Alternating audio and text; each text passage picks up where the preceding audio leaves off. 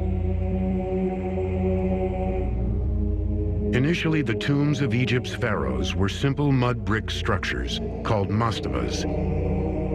Mastabas typically consisted of two main elements: a rectangular superstructure above ground that could be visited by priests and loved ones, and a substructure of sealed chambers carved out of the bedrock below. These chambers housed the king's sarcophagus and all the amenities he would need for eternity. They have bathrooms and wash basins and things so you can wash your hands. So they clearly were assuming they were going to live in the underground parts of the tomb.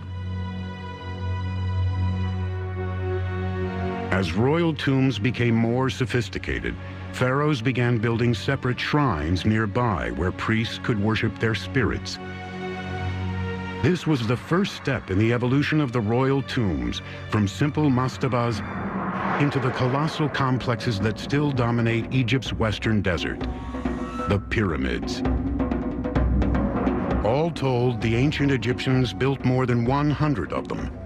80 still stand today, and they contain enough stone and mortar to construct a wall 10 feet high and 5 feet wide from New York to Los Angeles. The sheer volume of stone that was brought from quarries all over Egypt, fashioned and put into place on the building site, and the organization that went into that, I think, is mind-boggling to us.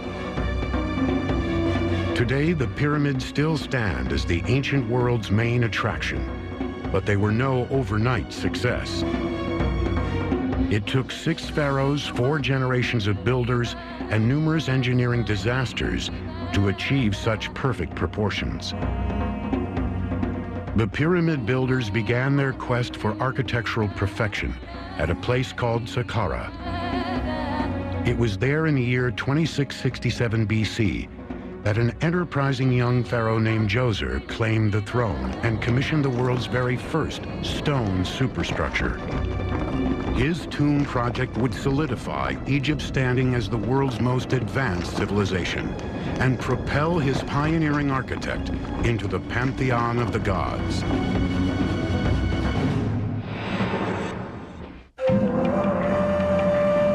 (2667 BC). In Egypt, a new king is crowned. He is Djoser, the second ruler of Egypt's Old Kingdom period.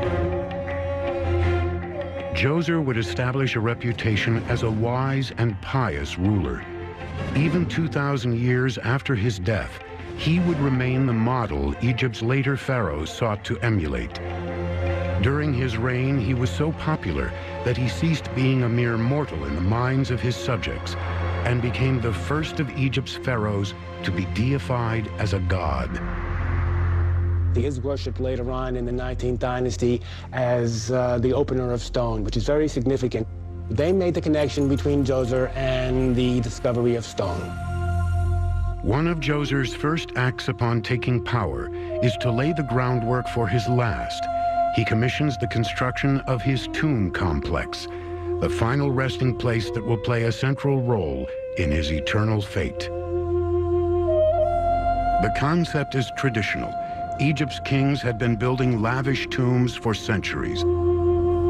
But the result this time would be revolutionary. Aside from its unprecedented scale, Djoser's tomb complex would differ from those of his predecessors in one fundamental way.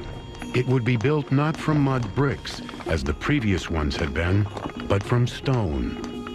Much of the rest of the world, like the Americas and Europe, was not up to very much apart from, maybe piling a few rocks on top of the other.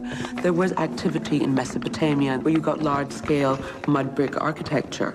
But Egypt seems to stand alone and is completely unique in its use of stone at that time. To build his dream tomb out of stone, Djoser turned to his right-hand man, an architect of humble roots named Imhotep. Not only was Imhotep Djoser's chief architect, he was also treasurer, high priest, and vizier, a role roughly equivalent to prime minister. But it would be his groundbreaking work on Djoser's burial complex that would earn him immortal praise. Even the Romans, great engineers in their own right, would one day worship at his altar. But Imhotep's architectural revolution, which would culminate with the construction of the world's first pyramid, didn't begin with one sudden epiphany. At first, he simply set out to build Egypt's biggest and grandest mastaba. The first order of business was to select a burial site for the pharaoh. Choosing a place for your tomb was a complicated business. The sun rose in the east and would go down in the west, so it would die in the west. And if you were going to be like the sun god, you would be buried in the west. And tombs would then face the east, so they would face the rising sun with the promise of rebirth and resurrection. Djoser settled on Saqqara, a sacred national cemetery dating back to the age of the pharaoh Menes. It lay on the west side of the Nile, directly adjacent to the capital city of Memphis. With the burial site picked out, the next task was to assemble a labor force. To build his portal to the afterlife, the pharaoh would rely on the sweat of his subjects. When you say slavery to an American, you think of what happened before the Civil War here, and it's clear that Egypt didn't have that kind of slavery, but the idea of ordinary Egyptians flocking to work on the king's pyramid as a labor of love is probably an exaggeration as well. Recruits would be compensated with food, beer, clothing, and tax breaks. They were organized into divisions of about 20 men apiece. In all, 500 of these divisions, numbering some 10,000 men, were recruited to build Djoser's burial complex. In addition, thousands of women were drafted to keep the men properly clothed and fed. The most important thing about building the pyramid is not only the engineering techniques, but it is the administration. How can you organize more than 10,000 workmen? They were living in barracks, 55 workmen in each barrack. And they go and they work, cutting the stones in the quarry. And they take one day off and they go in the day to hunt, to fish in the Nile. With his workforce in place, Imhotep set out to build the world's first stone structure. But before he could build up, he had to build down. He started by digging a vertical burial shaft 23 feet wide and 92 feet deep to house the pharaoh's sarcophagus. Next, Imhotep's laborers carved a second shaft through which the pharaoh's body would be lowered. Adjoining the burial chamber was a series of subterranean rooms meant to serve as the pharaoh's afterlife palace. About 1,000 feet to the south, a second tomb complex was hollowed out from the bedrock. Like many pharaohs before and after him, Djoser would have two tombs. Each would serve an essential spiritual purpose. In the northern one, his mummified body would be laid to rest. To the south, his internal organs would be placed, embalmed and sealed in canopic jars. During mummification, one of the important parts was to empty the body cavity of all the internal organs, because if you leave them inside, the body would rot and basically explode. So the lungs, the liver, the stomach, and the intestines would be removed, and they would be dried using a mixture of salt and baking soda. Then, after they'd been dried for, a few weeks, they would be cleaned off, oiled, and wrapped up in mummy bandages and placed in boxes.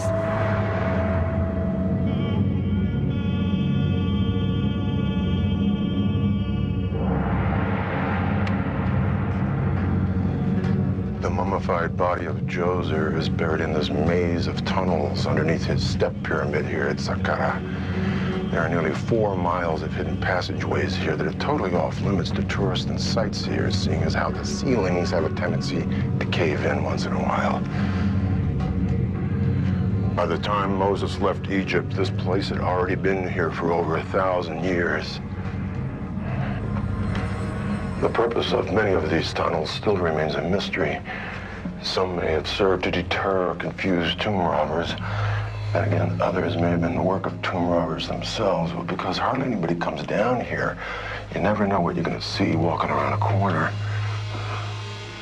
Like a secret passageway or stairway. It's very easy to become confused down here. For instance, if you come to a T intersection like this and you go right when you should have gone left, you're lost. Now, I'm getting very close to the chamber where Djoser was actually buried, but in front of it will be a series of rooms that'll serve as sort of a burial palace. And in those rooms might be the amenities that Djoser will take with him to his afterlife, or the mummies of his relatives. Now, this is just remarkable that I've been descending into this pyramid for hundreds of feet, and I come upon this perfect chamber underneath the bedrock that holds possibly the bones of one of Djoser's relatives, like that.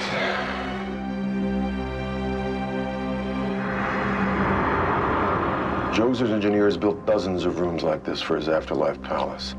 When you're down here, you can stumble on things like this, real mummy wrap, or pottery that's 5,000 years old. Or this highly decorated wall with this beautiful aquamarine enamel inlay. Or these hieroglyphs that are so well preserved, they look as if they were carved yesterday. I'm sitting in the rubble of Djoser's main funerary chamber. Above me is a massive vault, as you can see. His body would have been lowered down and put to rest here. This room is the center of Djoser's funerary complex. It was once supported by these beams that were from Phoenicia, modern-day Lebanon, and they're probably about 4,600 years old. We are as far down in Djoser's tomb as we could possibly go, and some people say this area predates Djoser. Right here is a sarcophagus made out of solid alabaster. It was probably the sarcophagus of one of Djoser's relatives. Above us is Djoser's step pyramid, arguably the very first edifice ever made of stone on Earth. But that only tells half the story. What we see above Earth is only half the story, because down here is Djoser's real palace, the palace of his death. And it certainly befits a very powerful pharaoh who had Egypt's best and brightest engineers on the job. As work on the substructure of Djoser's burial complex continued, Imhotep turned his attention to the superstructure above that would ultimately seal it off from the outside world. With virgin mountains of limestone and a vast labor force at his disposal, Imhotep marched forward, fingers crossed, into an uncharted frontier.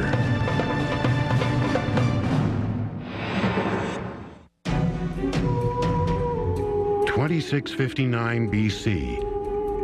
Centuries before Stonehenge, the Egyptians are at work on the world's first stone megastructure, a colossal tomb complex for the pharaoh Djoser. At the helm of the project is Imhotep, Djoser's royal architect. In a limestone hillside near Saqqara, thousands of his laborers are pioneering a fledgling industry, quarrying. They are perfecting a system to cut, extract, and transport massive building blocks. Their first challenge is to carve up the cliff face into symmetrical slabs. Quarrying was done by pounding the rock into grooves with hammerstones. And it was by sheer effort, cutting trenches and then trenching out the blocks and then cutting them off underneath and rolling them out of the quarry. Once the stones are extracted, they have to be hauled over uneven desert terrain from the quarry to the construction site, using nothing more than ropes, sleds, muscle, and sweat. They apparently had wheels, but dragging heavy things over sand, wheels are not very suitable. And sleds are obviously much more appropriate, because that's what they used. With his tomb project in safe hands, Djoser turned his attention to strengthening Egypt's empire. He pioneered mining operations in the Sinai Peninsula, fattening the nation's coffers with a steady supply of turquoise and copper. And he pushed Egypt's southern boundary down to Aswan, the so-called First Cataract of the Nile, which would remain the nation's southern border through much of its history. 10 years into his reign, the pharaoh still felt strong, and Egyptian tradition dictated that work on his tomb had to continue until his death. With the ground floor finished and with plenty of time left to build bigger and better, Imhotep set his sights skyward and began a series of expansions that would revolutionize architecture. On top of his mastaba, he added a second smaller one. On top of that, a third, and then a fourth, stacking them like layers of a wedding cake. With his stone blocks holding steady, he decided to go even bigger, extending the 4 steps out to the west and adding 2 more on top of those. Djoser's tomb gradually took on a shape unlike anything the Egyptians had ever laid eyes on. The groundbreaking form would come to be known as a step pyramid. It's almost as if Imhotep is working out in architectural form in that one structure the whole evolution from just simple mounds that existed earlier to a massive statement that sets the tone for pyramids forever after.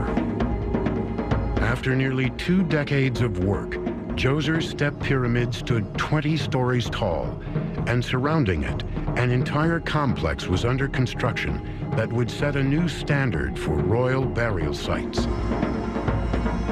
To the north, a small palace was built. Adjacent to that were 2 ceremonial houses representing Upper and Lower Egypt. Around the entire complex, which was bigger than Yankee Stadium, a massive limestone enclosure wall reached 3 stories high. Today, as in ancient times, the only way to enter the complex is through a towering gated colonnade that contains the first 40 stone columns ever erected on Earth. Each one rises 33 feet, and the framework surrounding them testifies to the fledgling state of engineering in the age of Imhotep. The architect was afraid his columns might tip over, so he attached each of them to a side wall to provide extra support. They built it this way because they did not understand that you could build a freestanding stone column. So we're in an architectural step here where they're doing trial and error.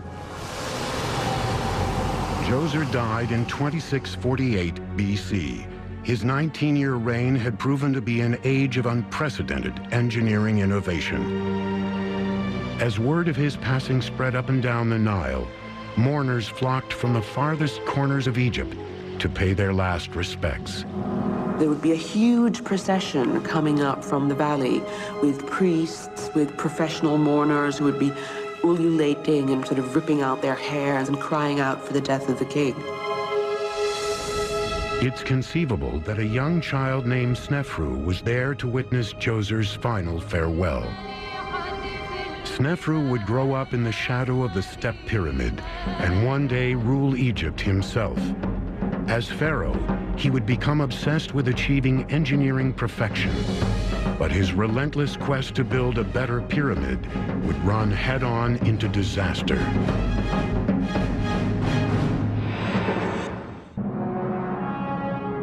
In 2613 BC, 35 years after the death of Djoser, a pharaoh named Snefru ascends to the throne and founds Egypt's 4th dynasty, or ruling family. He is the son of the previous pharaoh, Huni, but his mother is just a minor queen. So to consolidate his claim to the throne, Snefru marries his half-sister, Hetep-Heres, whose royal blood is more pure. Among the royalty of ancient Egypt, such incestuous alliances are almost routine. Forget half-sister. The Egyptian pharaohs often married their true bloodline sisters. And the reason for this goes back to Egyptian mythology. The gods intermarry. Osiris and Isis are brother and sister by marrying his sister. The king is acting like a god. With his sights set on divine status, Snefru launches a charm offensive to secure the goodwill of his subjects. He addresses even peasants as my friend or my brother. And to transcend the shadow cast by Djoser's larger-than-life reign, Snefru embarks on a relentless quest for engineering perfection that will make him a legend. According to the Greeks, there were 7 wonders of the ancient world, among them the Hanging Gardens at Babylon, the Colossus of Rhodes, the Temple of Diana at Ephesus, and the Pyramids of Egypt. But of all those magnificent wonders, it is only the pyramids that have survived the ravages of time and man. It is the reign of Snefru that provides the essential link between the Step Pyramid of Djoser, which is innovative but primitive, and the Great Pyramid of Khufu at Giza, 3 generations later, which is considered to be the apex or pinnacle of pyramid building. It was Snefru who really worked out the kinks through a long and arduous process of trial and error and turned pyramid engineering into a veritable art form. Snefru funded these massive building projects by beating up on his neighbors. He looted Nubia, Libya, the Sinai Peninsula, and among his subjects that earned him the title is the Smiter of Barbarians, and sealed his reputation as one of the most formidable pharaohs in the history of Egypt. Snefru's first engineering challenge came at Meidum, a sacred burial site south of Saqqara. There, the ruins of his partially collapsed pyramid still dominate the desert landscape.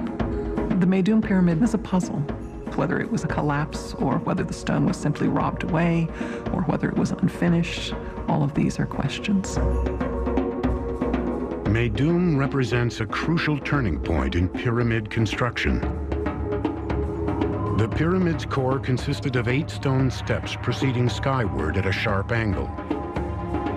Snefru ordered his builders to fill in those steps from top to bottom with packing stones. Then he enclosed the core within a casing of polished white limestone, giving the structure the smooth sides he sought. It's as though Snefru didn't want to take the stairs, he wanted an elevator. So he has this abstract design that pulls him right up to the sky, which is what the pyramid does. It realizes in concrete form the most immaterial of things, the rays of the sun, light.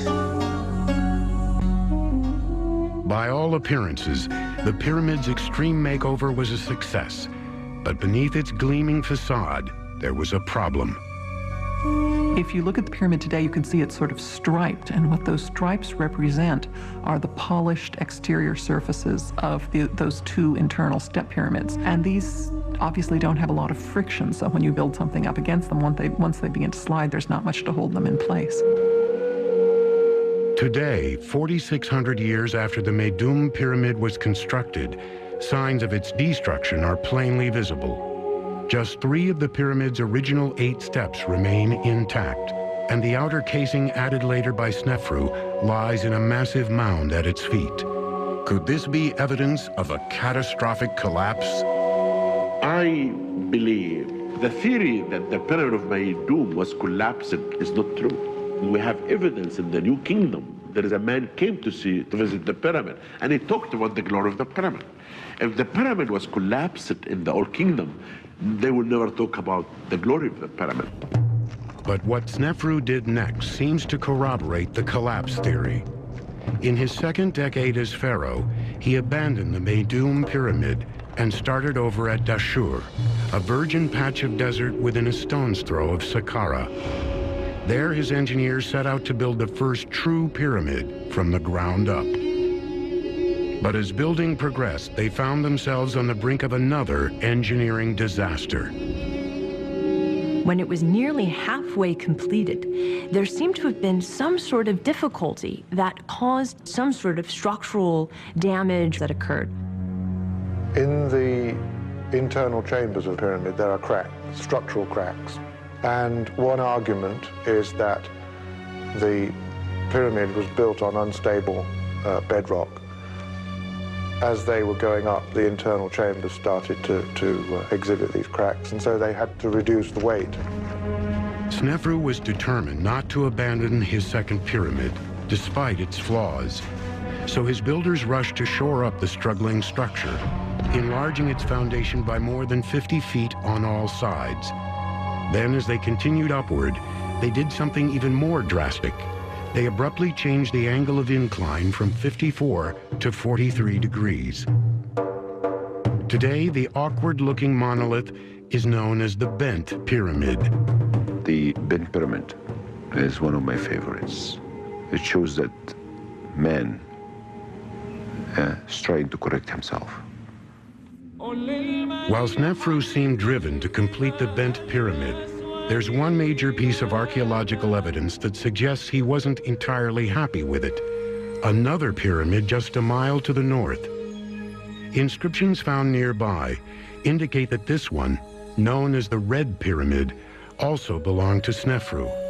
Having twice failed in his quest to build history's first true, smooth-sided pyramid, Snefru laid his legacy on the line and channeled all of Egypt's remaining assets, its manpower, its money, and its best engineering minds into one final push for glory. And we see then a fantastic kind of drive to create this ideal pyramid form. That must have been so strong a drive that it was worth the enormous expenditures, the emptying out of the state coffers, and the just huge work crews we have to imagine for quarrying, then putting together these massive monuments. Building a third pyramid for one pharaoh would mean bleeding the empire dry. But Snefru, ever the shrewd politician, knew how to sell himself and his engineering obsession. Snefru was simply a PR genius.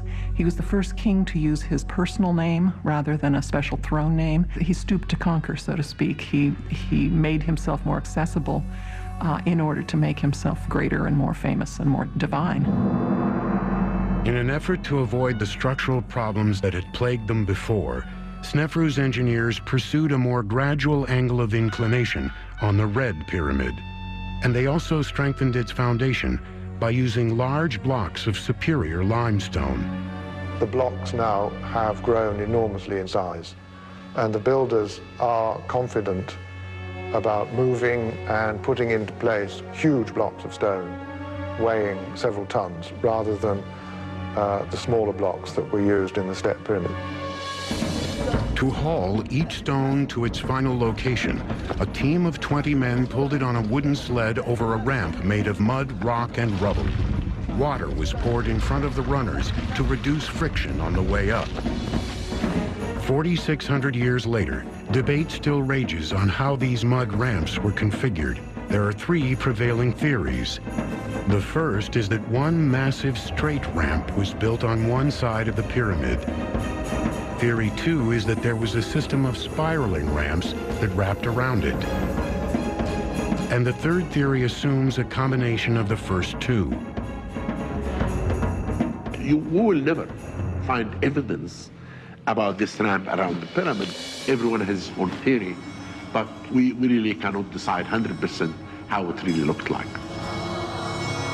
After all the rough stones were stacked and the capstone placed on top, an outer casing of high-quality white limestone was laid over the exterior. Builders started from the top and worked their way down, polishing the casing stones with copper chisels.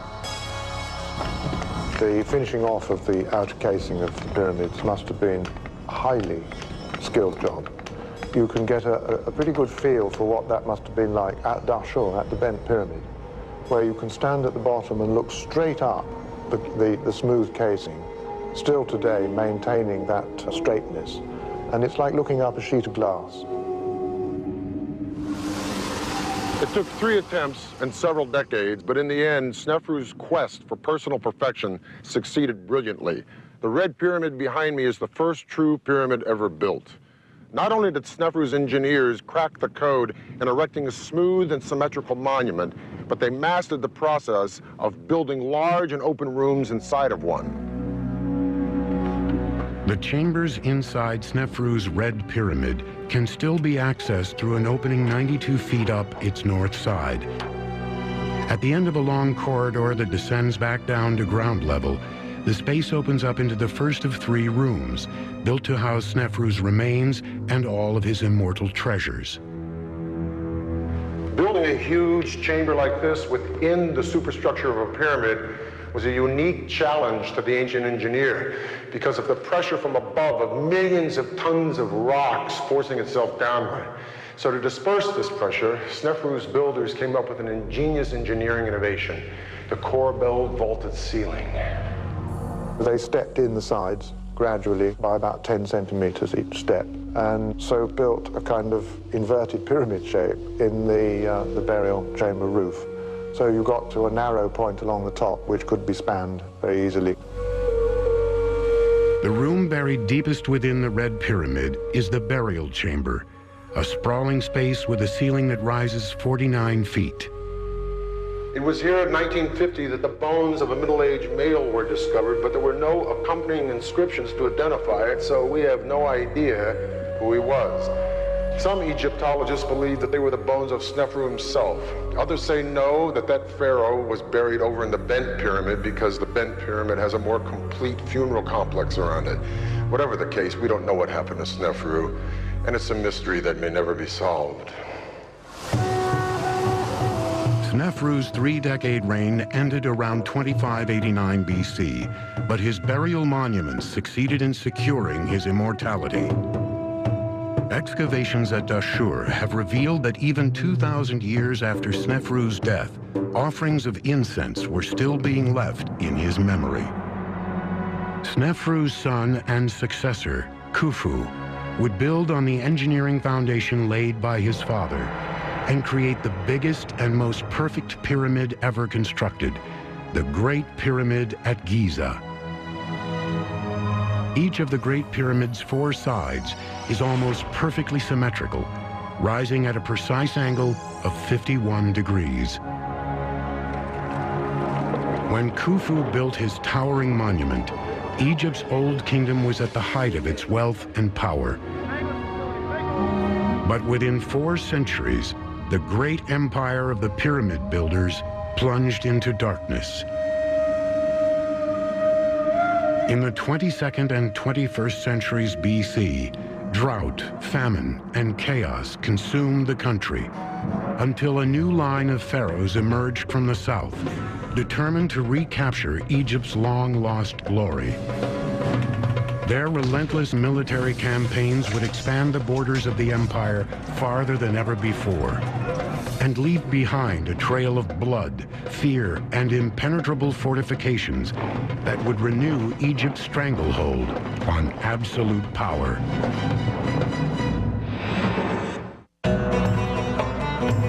(1864 BC).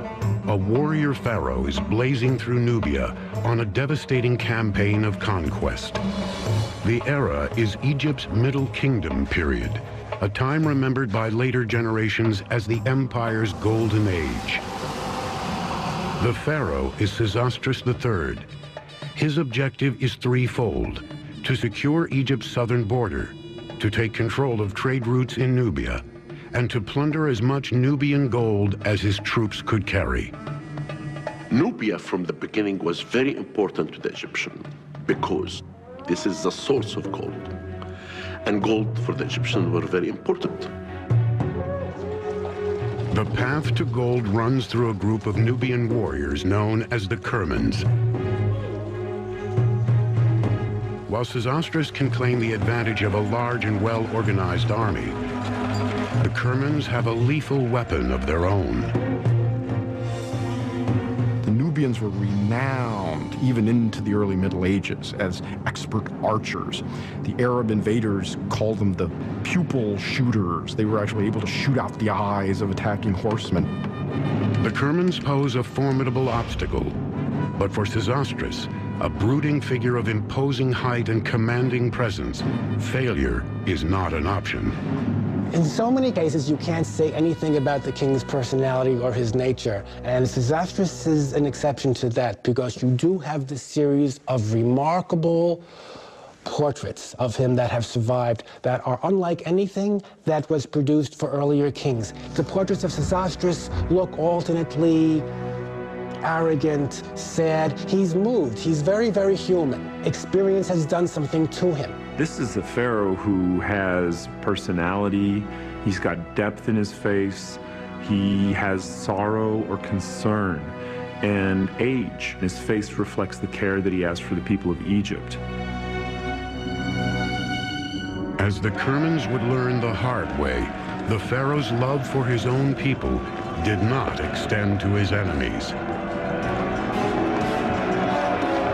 His army ripped through Nubia, seizing treasure and territory at every turn, and blazing a path of death and destruction. On a monument to his reign of terror that marked his southern border, Sesostris bragged openly of burning the enemy's crop fields, slaughtering its men, enslaving its women and children, and poisoning its wells. He comes across like a Roman general. He actually says, "He who protects my boundary here, he is my son, he is born to me. But as for him who does not protect my boundary, who does not defend it, he is not my son, he is not born to me." It's really quite amazing and direct. As his army pushed south, Sesostris peppered the Nile Valley with a series of imposing superfortresses that would stand guard on the Nubian frontier and showcase the strength and superiority of Egypt. This has been built more than 3,700 years ago, in a time that military architecture was not known to anyone. Maybe huts. Any army in ancient time, they live in huts. But for the Egyptian to think about this, it was very intelligent, because they know that Nubia was very important, and they know that danger could come from there. The remnants of the forts built by Sesostris stood well into the 20th century, a testament to the prowess of his engineers. And they're still here. There's just one problem that makes it a little difficult to visit them. They're all at the bottom of this crocodile-infested lake. This is Lake Nasser, a man-made creation formed when the Aswan High Dam was constructed in the 1960s. It runs 350 miles long, more than 400 feet deep, and every last trace of the Middle Kingdom superforts lies lost beneath it. One of the largest of Sesostris' superforts was built at Buhen, which had been a trading post since the Old Kingdom. The Buhen fort stretched almost 2 football fields long and utilized technology on a par with the European fortresses of the Middle Ages.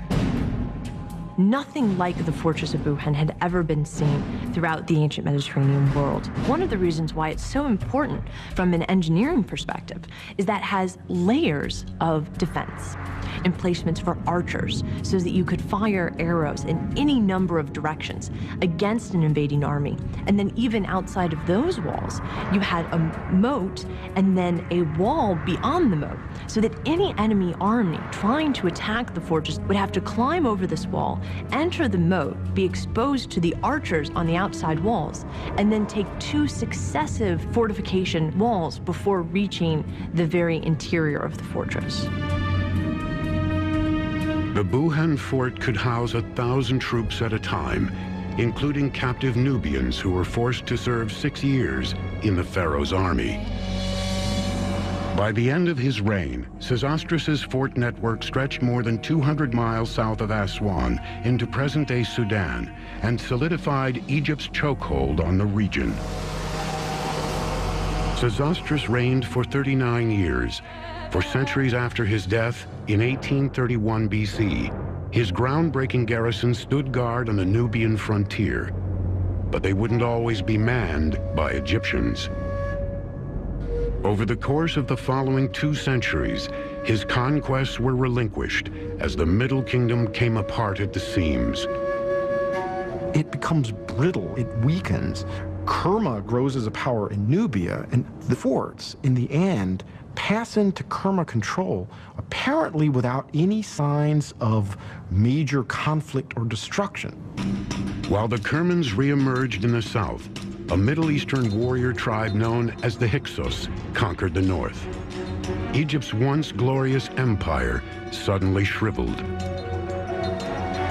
Egypt would remain hopelessly under siege for the next 100 years. But in the 16th century BC, a new kingdom of native pharaohs would rise up and re-establish Egypt's former prominence. Among those rulers would be an opportunistic queen who would break through the gender barrier and assert absolute power 14 centuries before the birth of Cleopatra.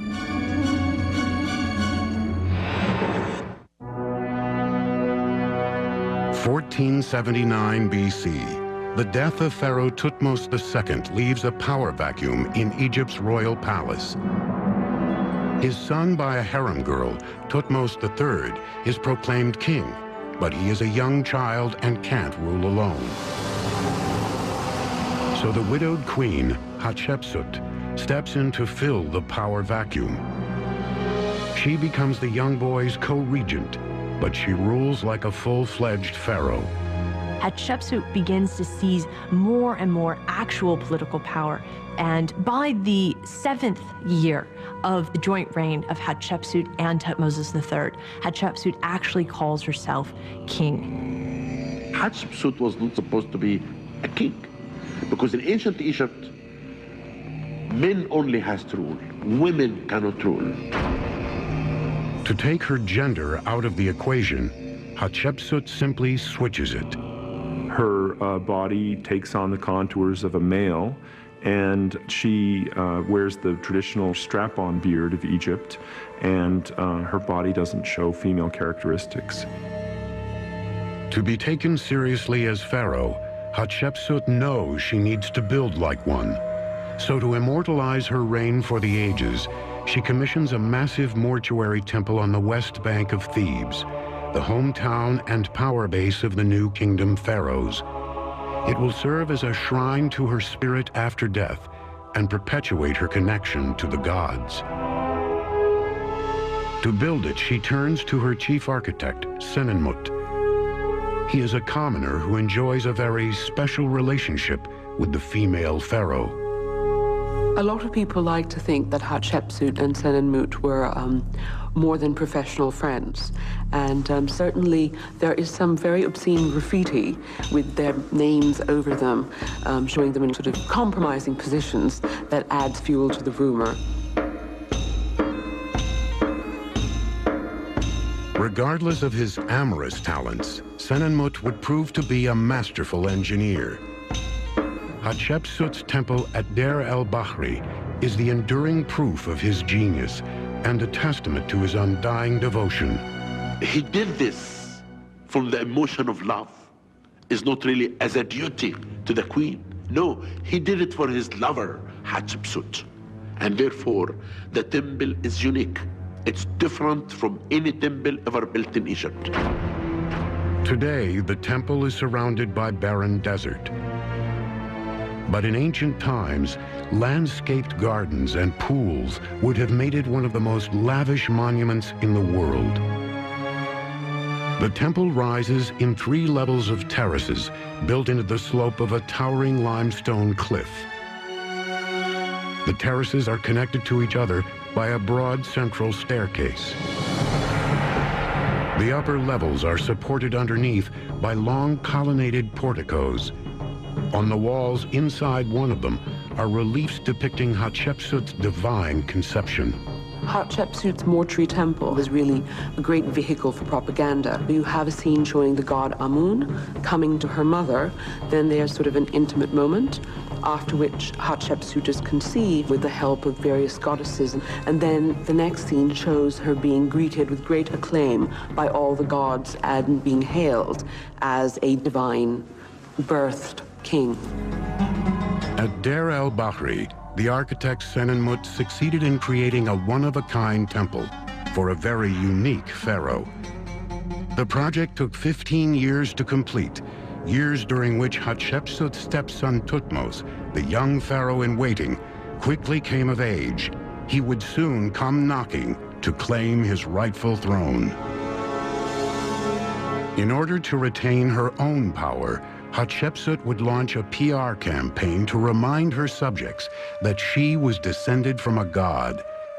And she would engineer a series of towering monuments to drive that message home.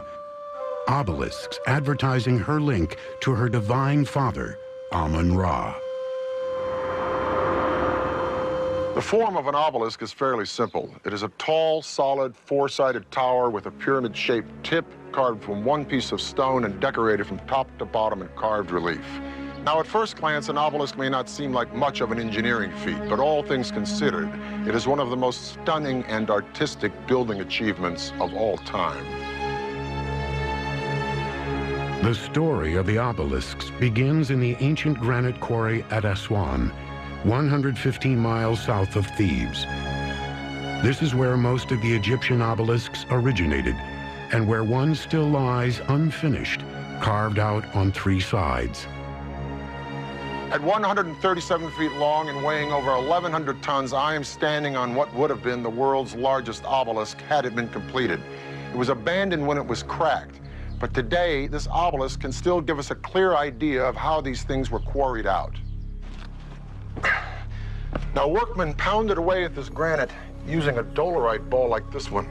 Dolerite is harder than granite, so if you pound hard enough and long enough, the dolerite will eventually chip away at it. To cut out an obelisk this big, experts figure it took about 130 men a full year. So can you imagine pounding and pounding and working for a full year of your life just to have the thing you're working on crack, and then you gotta walk away? Well, in one way they were lucky. They didn't have to move it. Once an obelisk was finally freed from its granite foundation, the next challenge was to transport it, often hundreds of miles, to its final destination. To do this, Egypt's engineers turned to old reliable, the Nile, and used the yearly flood to their advantage. The problem with transporting great stone blocks, statues, and obelisks would have been that these displaced an enormous amount of water, and the bottoms of the boats would, in various points along the Nile, have scraped or even gotten stuck. And so it was preferable to try to move these great pieces of stone only during the inundation season, when the rising waters of the Nile created a much deeper bed. After the obelisk was shipped downriver to its permanent home, engineers faced their final and most formidable hurdle: raising it. How exactly they did it remains a mystery, but there is one prevailing theory about the process. First, builders would install a granite base strong enough to bear the weight of the obelisk. Next, they would surround that base with an enclosure wall made of mud brick. That enclosure would then be filled with sand. On 2 sides of the wall, mud brick ramps would be erected. Using ropes and a series of sleds laid underneath the obelisk, it would be pulled up one ramp by laborers descending the other until it rested upright on the sand.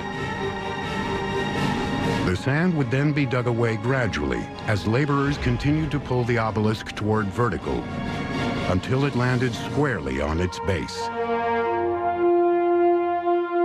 Sadly for Hatshepsut, her reign didn't end so smoothly. Around 1459 BC, her beloved architect Senenmut suddenly disappeared without a trace. The following year, the pharaoh herself perished under mysterious circumstances.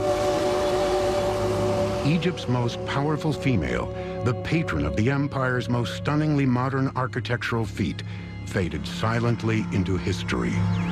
Not much we can tell about how she died. Her body's never been found. We found her tomb, and we didn't find her body yet. So that's another mystery we are looking for.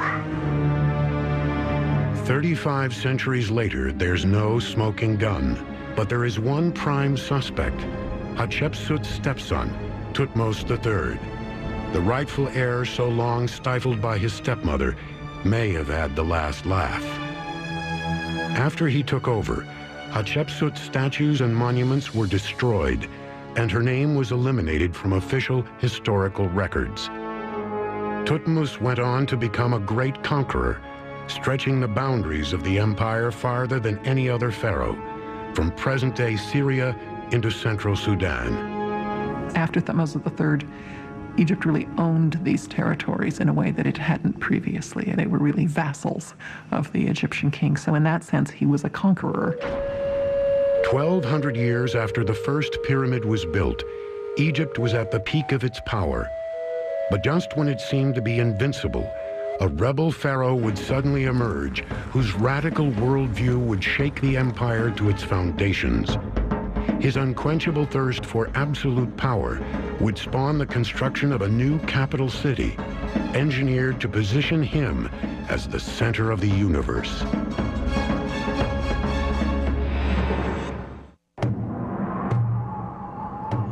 Thebes, 1352 BC. Karnak Temple, the epicenter of Egyptian society, is buzzing with anticipation.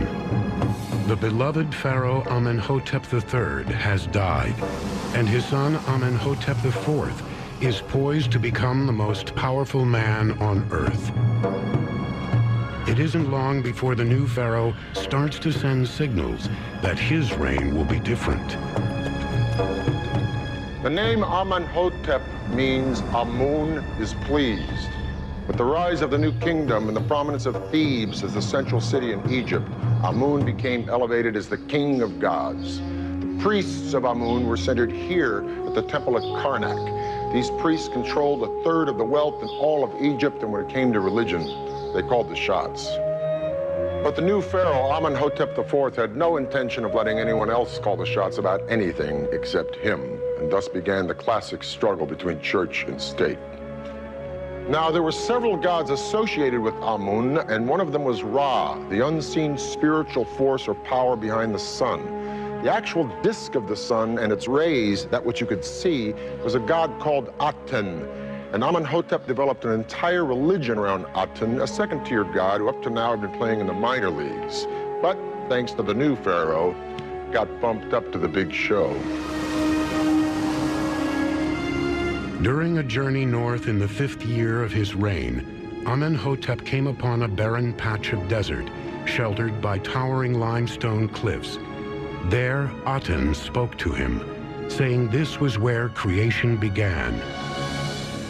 Deeply moved by his spiritual encounter, the pharaoh changed his name to Akhenaten, meaning the servant of Aten, and he decided to abandon Egypt's capital at Thebes, modern-day Luxor, and build a new city on this virgin site, 180 miles away. Supposing the President of the United States closed down the capital and up stakes and sort of moves to Texas and says, this is the new capital here. You can imagine what would happen to the people in D.C. And it would be the same for the people in Luxor, who suddenly everyone loses their jobs, their capital is gone, and then they have to follow Akhenaten off to a new place. The rebel pharaoh named his new city Akhetaten, meaning the horizon of Aten. Today it is known as Amarna, and it retains little sign of the enormous structures that made it Egypt's most bustling metropolis more than 3,300 years ago. Akhenaten wanted his city built immediately so he could move right in. His impatience challenged his engineers to invent a new way to build faster. They responded with a pioneering breakthrough: small limestone blocks cut into a standard size that could be easily carried and stacked. The blocks, called talatat by archaeologists, were an ancient precursor to today's prefabricated building materials. The talatat were very useful in that it was very quick to put up a building. You didn't have huge groups of laborers pulling large blocks. It's much easier to have a large number of people each carrying one block and just use them like bricks. The design of the city itself was equally groundbreaking. Amarna would cover 24 square miles, running 8 miles along the east side of the Nile and 3 miles inland. Its layout would radiate from the royal tomb like sun rays emanating from a pharaoh's spirit. A wide royal road would run parallel to the river, linking the central city to the palaces and temples of the pharaoh. He went to a place that no one ever touched, a completely clean place, and established his town. And that's why it's unique. Aten was maybe the first and the most important planned city on earth. Akhenaten's new city sprang up with unprecedented speed. Within 2 years of its founding, it was home to 20,000 people and had all the amenities needed to sustain a burgeoning population. The city's borders were designated by large carved reliefs called boundary stela. Several of these have survived, and their inscriptions convey in no uncertain terms whose land lies between them. At Amarna, the pharaoh had created his own universe, and placed himself and his family squarely in the center of it. In every depiction from Amarna, anyone outside of the royal family is shown bent over, bowing constantly to both Akhenaten and the royal family. So he seems to have required that people bow and scrape in his presence in a way that we had never seen with previous pharaohs. The Sun King had 4 large palaces within his city, each serving its own personal and spiritual purpose. The only one that still survives in any discernible form is the North Palace. Remnants of animal stalls and spectacular wall paintings with wild birds have been found here, suggesting that this was the pharaoh's private nature retreat. But there are also the remains of a lavish garden and the foundation of a colonnaded throne room where Akhenaten might have received important visitors. The pharaoh's obsession with excess also extended to Amarna's houses of worship. A couple miles south of the North Palace lie the ruins of a complex known as the Small Aten Temple. The word small is a misnomer. The complex covers almost 70,000 square feet, an area more than twice the size of the White House. The whole temple was once surrounded by a mud brick enclosure wall. Inside were 3 courtyards, separated by towering walled gateways called pylons. In Egyptian religious belief, the pylons are associated with the 2 mountains of the horizon. So as the god traveled in and out of the temple through these pylons, it was like the sun disk rising and setting into the hills of the horizon. Inside the temple's first pylon was a court with rows of brick offering tables and a ramp that ascended to a high brick altar. Beyond the next one was another court containing a house for the resident priest. Within the third was the heart of the temple, the Holy of Holies, where the spirit of Aten dwelled. Archaeologists think the Small Aten Temple might have been intended to serve as a permanent shrine to Akhenaten's spirit. But the tyrannical pharaoh would not be worshipped in death, as he had been in life. In the 2nd decade of his reign, he began to lose his grip on absolute power. It seems that Akhenaten started to take his religion more and more seriously, and thus avoided any of the responsibilities of state. He just ignored what was going on beyond the boundaries of his city. So Egypt's empire shrank because a lot of the other people in the powers of the Near East started eating away at it. Many of the details of Akhenaten's last years remain elusive, but one is undeniable. His mysterious death in 1336 BC unleashed a wave of pent-up hatred among his former subjects. His statues were broken off and buried in the ground, smashed up. Inside the tomb of Meri Ra, the pharaoh's high priest, the walls are covered with scenes of life during Akhenaten's reign. The most telling of all the images is that of Akhenaten riding a chariot, with his head and body scratched out. While it was too late to punish the pharaoh in life, there was still time to devastate his afterlife. Destroying an image of a dead person is really a horrible act in Egyptian thinking because it kills the possibility of the soul returning to its eternal home. So we know that this was about the most brutal thing that could be done to a person after their death. After crippling his spirit, Akhenaten's subjects abandoned his city. Within a few years after the pharaoh's death, Amarna looked like a ghost town in the Wild West. Power soon shifted to Akhenaten's 9-year-old son, Tutankhaten. King Tut was anxious to distance himself from his father, so he restored supreme power to the god Amun, changed his own name to Tutankhamun, and moved Egypt's capital back to Thebes.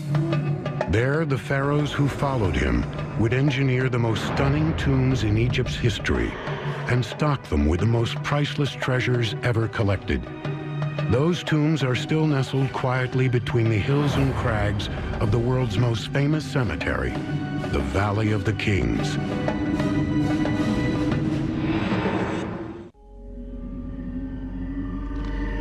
(1280 BC).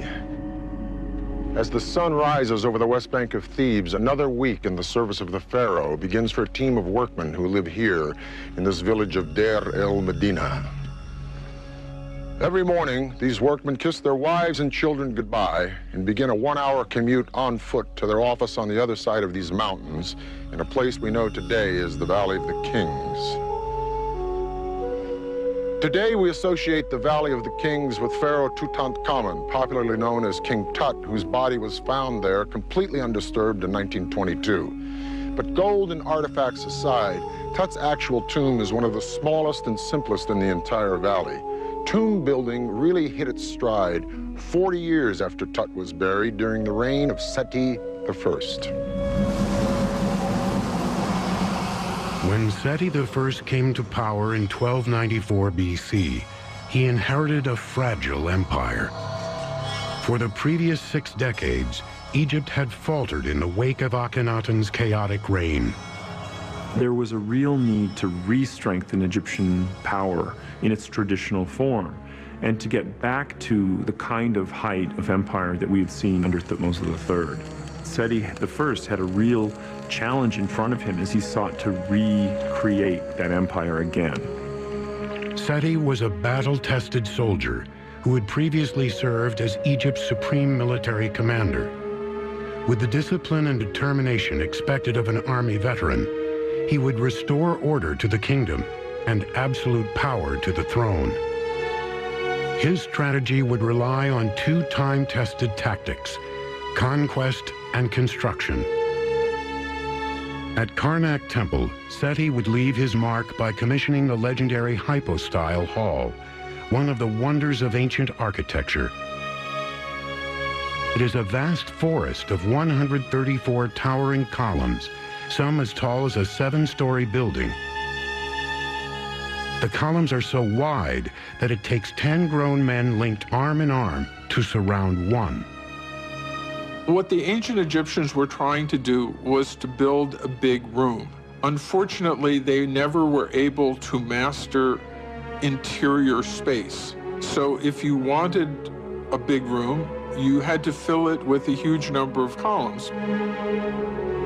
Tucked away in a remote corner at Karnak is an unfinished column that reveals how Seti's builders created such towering pillars of polished stone. First, the area around the base of the column was filled in with mud and rubble. Then rounded slabs of stone were dragged up a mud ramp and stacked one by one. When you reached roof level, you started to take the dirt away and you dressed the surfaces of columns and walls. And eventually, when all the dirt is taken away and all of the dressing is removed, you have a perfect column. While the columns in the hypostyle hall cemented Seti's engineering legacy, its wall reliefs bolstered his tough guy persona. The pharaoh was determined to reclaim the northeastern territory lost during the Amarna period. So he launched a series of military strikes into Syria and Palestine, where he commandeered Phoenician ports and trade routes. The reliefs at Karnak show Seti capturing and killing prisoners of war during those campaigns. As Seti's soldiers were terrorizing Egypt's northeastern neighbors, his tomb builders were preparing his eternal residence in the Valley of the Kings. There, the work took on the efficiency of an assembly line. First, a team of stonemasons began cutting the tomb out of solid rock with simple copper chisels. They were issued with these oil lamps, and you knew how long the oil lamp and the wick would last. So if they used up their oil lamps and wicks, you knew that they were working for the right amount of time. But if they didn't, you knew that they'd been cheating you. Plasterers followed behind the stonemasons, covering the rough walls with a layer of gypsum and whitewash to make them smooth. Once the walls had been prepared, several artists would come and sketch the plan of the master craftsman, and the sketches would be made in black ink. And then the master would come along and correct these in red. And in some places, we still have the correction so you can tell where people messed up. The sketches identified the pharaoh with the sun god Ra and depicted his journey through the underworld during the night. In the burial chamber at the back of the tomb, that journey would culminate with the pharaoh's rise into the heavens the next morning to begin his journey across the sky. Once these scenes were sketched out, the walls were turned over to sculptors who meticulously chiseled away the surface surrounding each drawing to create a three-dimensional raised relief. Some people would just specialize on hands, some people would do faces, so you would have different workers working at different times on the various parts of a tomb wall. Once the wall had been completely carved, it was painted. As each team of workers made their way further into the mountain, it became clear that Seti's tomb would be unlike any ever built. It began with a long entrance corridor, descending down 2 staircases before reaching a deep vertical shaft designed to catch floodwater and robbers. Tomb robbery was a constant hazard, and we know that from documents found at Deir Medina, which is the village where the tomb builders lived, that from time to time the people involved in tomb robberies were found out and brought to trial. If robbers made it past the shaft, they would encounter an elaborate ruse on the other side, a false burial chamber. It was big enough for a pharaoh's tomb, but left empty and unfinished, sending the message that no one was buried here. But beneath the floor to the left of the false burial chamber, a secret staircase was hidden. It led to another long corridor that opened up into the real burial chamber. This is where Seti I was buried. Seti's tomb is the most fantastic. Nothing like that had ever been found before. And although there are other very beautiful tombs in the Valley of the Kings, Seti's tomb is the most thoroughly decorated of all of them. Seti I, whose triumphs in building and in battle had restored Egypt to its former glory, died unexpectedly in 1279 BC. An examination of his mummy suggests that he was less than 40 years old. After Seti's death, the torch was passed to his son, Ramses II. Ramses would father more than 100 children, survive ancient Egypt's most legendary battle, and blanket every corner of the empire with massive monuments to his own ego. His 67-year reign would mark the peak of ancient Egypt's glory and sow the seeds of its demise.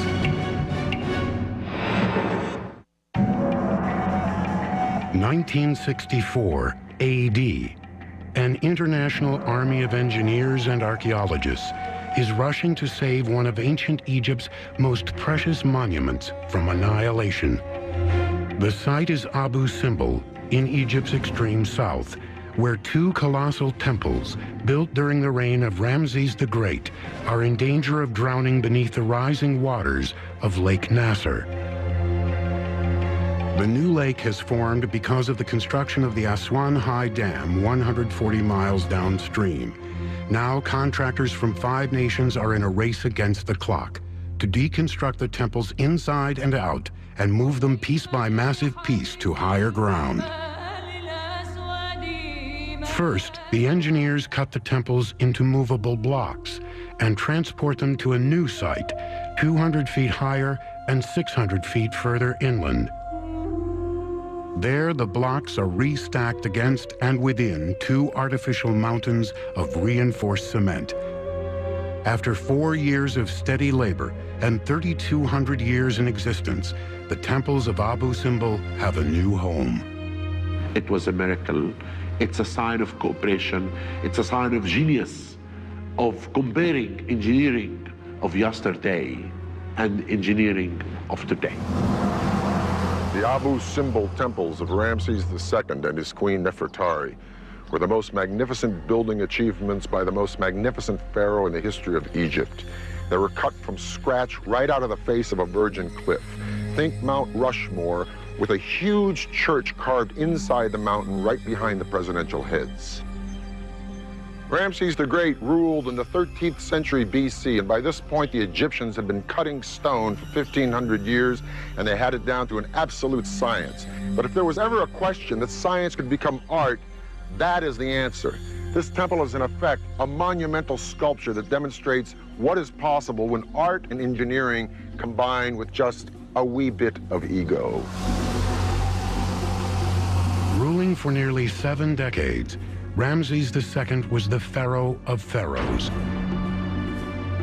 From childhood, all the hopes for his dynasty rested on him, and he was treated with a reverence usually reserved for the gods themselves. His status as Egypt's golden boy made him the country's most eligible bachelor and husband. He had at least 21 children by the age of 21, and at least 17 wives. Over the course of his life, he would father as many as 110 sons and probably as many daughters.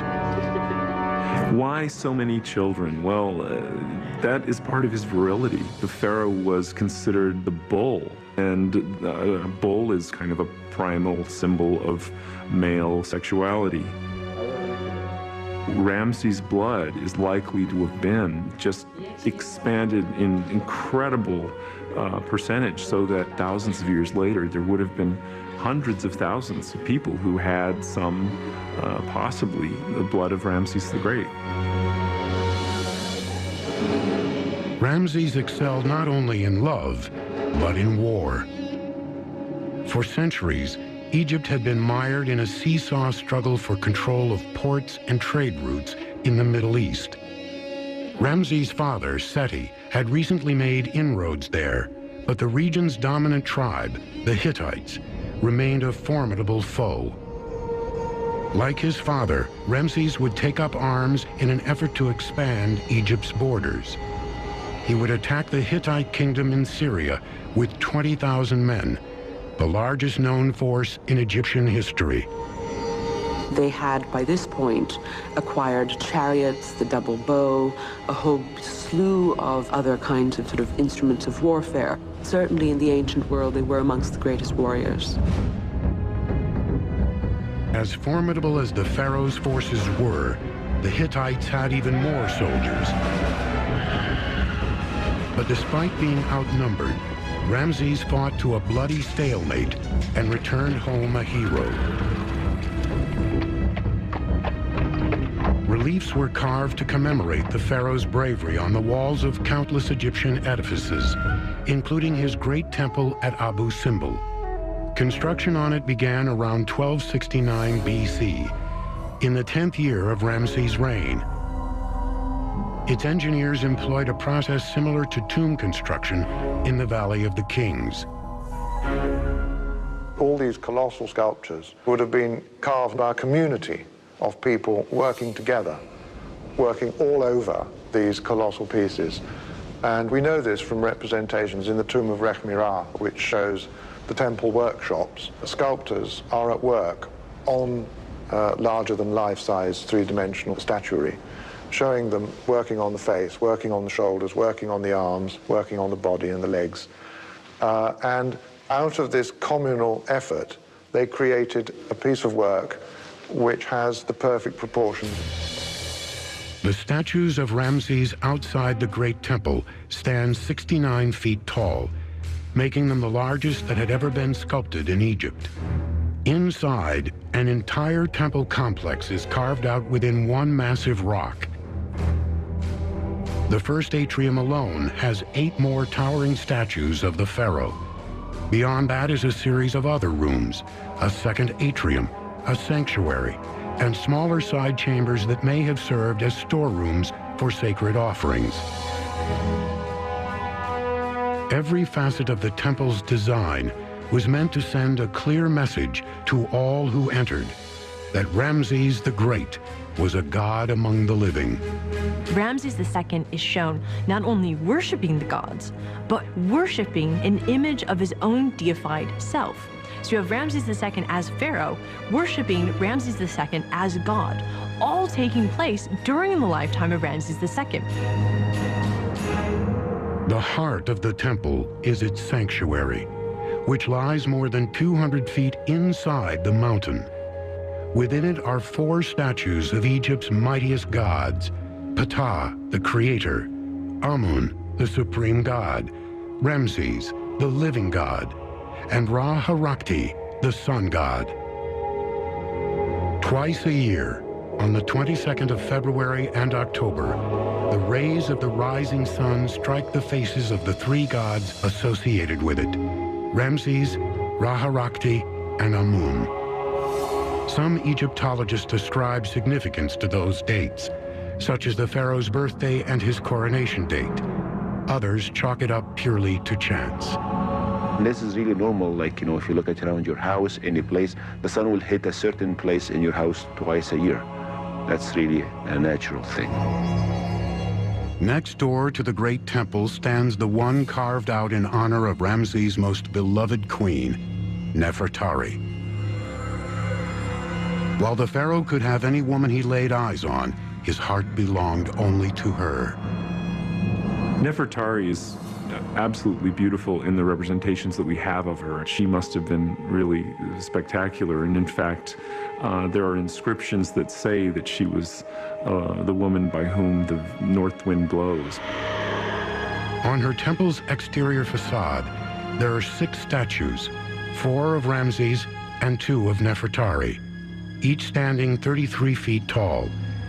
This is the oldest temple in Egypt, where the queen's statues stand as tall as the king's, underscoring her uncommon significance. Just as Ramses II is deified in his temple, Nefertari is also deified in her own. Nefertari is actually shown as the goddess Hathor, so she becomes a divinity just like her husband. During the reign of Ramses the Great, the temples at Abu Simbel stood as an imposing reminder to northern-bound travelers that a powerful empire lay just over the horizon. That empire, nearly 2,000 years in the making, would spend the next 1,000 years in decline. Within a few centuries of the death of Ramses the Great in 1212 BC, the new kingdom had fallen victim to the same circumstances that had destroyed the previous ones: increasingly weak leadership and economic depression. Over the centuries, a revolving door of foreign conquerors, Nubians, Libyans, Assyrians, Persians, even Alexander the Great and the Greeks took hold of Egypt. Finally, with the suicide of that legendary Cleopatra VII, in marched Octavian Caesar with the legions of Rome, and ancient Egypt was finished. Over time, these temples were buried by the desert sand, lost to history, just like the civilization that built them. But in our time, they have been reborn to stand once again and proudly proclaim the power and ingenuity of the world's first true empire. The Egyptians put the foundation of engineering. They were the people who invented engineering. Without the benefit of computers or cranes, Egypt's engineers created monumental masterpieces that testify not only to their sophisticated understanding of architectural principles, but to their ability to harness huge numbers of men and materials to execute them. The Egyptians worked on a much grander scale than anyone did for millennia, really. They have to have had tremendous confidence in themselves and in their construction capability. But the imposing structures the Egyptians left behind are the result of much more than granite, limestone, and laborers. They epitomize unparalleled genius, unrivaled technology, and the beginning of mankind's eternal struggle to engineer a bridge between the human and the divine.